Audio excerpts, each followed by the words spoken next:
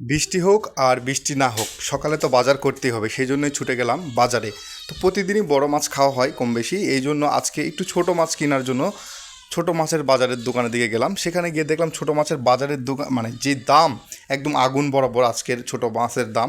তো সেই জন্য অনেক বেছে বাছে একটু মাছ কেনার জন্য ট্রাই করলাম। তো ছোটো মাছ এখানে কিনলাম, দেখেন একটু মাছ মাত্র এক পোয়ার দামই হচ্ছে 100 টাকা, এবং চিংড়ি মাছ যে মাছ একসময় মানুষ খায়নি সেই মাছের দামই এখন 300 টাকা পোয়া পড়তেছে।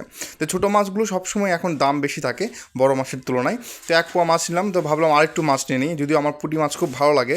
আমি পুঁটি মাছ কিনে নিলাম একটু, এক পোয়া এখানেও পুঁটি মাছ কিনলাম। এখন অল্প অল্প করে 2-3 রকমের পদের মাছ কিনলে কিন্তু সেরকম খেতে আর কি মজা লাগে।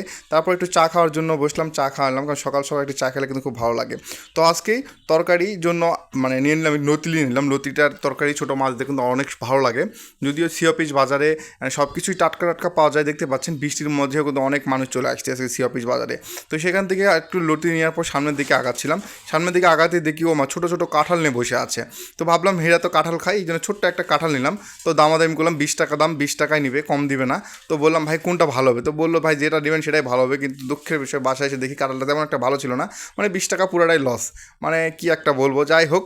তারপর আলহামদুলিল্লাহ আলহামদুলিল্লাহ যেটা পাইছি সেটাই আলহামদুলিল্লাহ, অনেকের কাছে এটাই জোটে নাই, আল্লাহ রিজিকে রাখছে বিধায় এটাই নিয়ে আসছি। তো কাঁঠালটা মোটামুটি একটু শক্ত শক্ত, আর একটু পাকবে, পাকলে হয়তো ভালো লাগবে, কিন্তু মানে ভিতরে একটা তেমন একটা ভালো অবস্থা ছিল না।